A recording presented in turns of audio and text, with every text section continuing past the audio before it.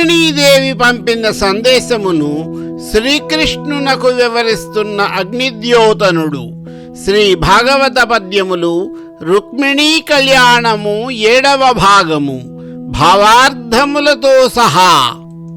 రుక్మిణి నుండి సందేశము తెచ్చిన అగ్నిద్యోతనుని ఎంతో గౌరవించిన శ్రీకృష్ణుడు ఆయనతో, ఓ బుద్ధిశాలి, మీరు ఏ దేశము నుండి వచ్చారు? ఎవని రాజ్యంలోనైతే మీ వలన ప్రజలంతా సుఖ సంతోషములతో ఉంటారో అతడు మాకు ఇష్టుడు.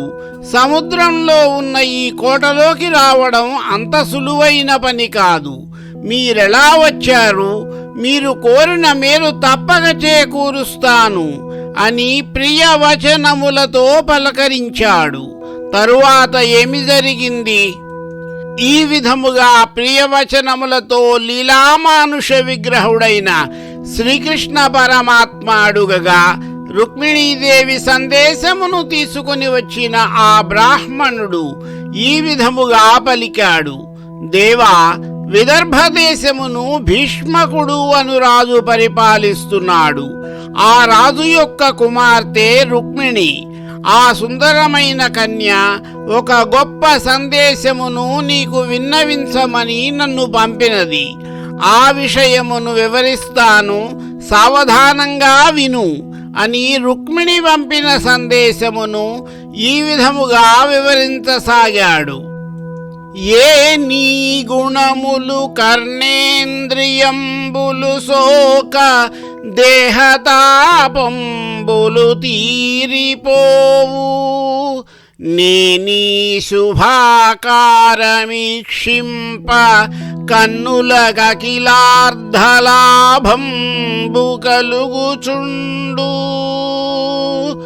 నేనీ చరణ సేవ ఏ ప్రొద్దు చేసిన భువనోన్నతత్వంబు పొందగలుగు, నేనీల సన్నామమే ప్రొద్దు భక్తితో దడవిన బంధ సంతతులు వాయు, అట్టి నీయందు నా మనవరతము నచ్చియున్నది నీయాననానలేదు,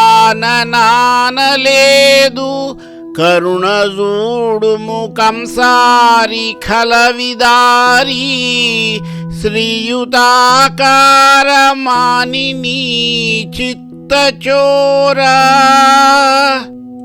జగన్నాథ శ్రీకృష్ణ, కంసాది దుష్టులను సంహరించిన వాడా, మంగళాకారుడా, మానిని మానసచోరా, నీ మాటలు చెవులలో పడితేనే చాలు, దేహతాపాలన్నీ సమసిపోతాయి. నీ దివ్యమంగళ విగ్రహమును తిలకిస్తే చాలు, సకలార్థలాభములు చేకూరుతాయి.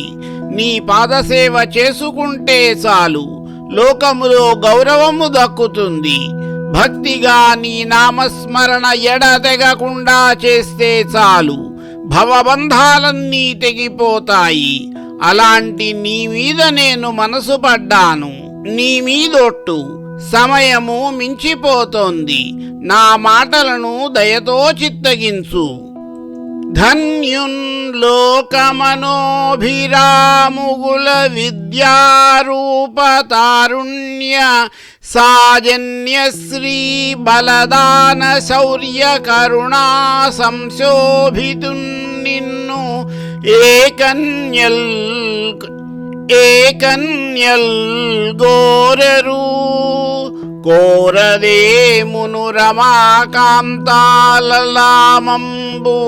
రాజన్యానేకపసింహ, నావలననే జన్మించెనే మోహముల్. స్వామి, నీవు రాజులనే మత్తే భాల పాలిటి సింహమవు, అందరి మనసులు అలరించేవాడవు. కులం, రూపం, యవ్వనం, సౌజన్యం, శ్రీ, బలం, దానం, పరాక్రమం, కరుణ మొదలైన అనేక గుణములచే శోభిల్లువాడవు. అలాంటి నిన్ను ఏ కన్య కోరకుండా ఉండగలదు? పూర్వం లక్ష్మీదేవి నిన్ను కోరి వరించలేదా?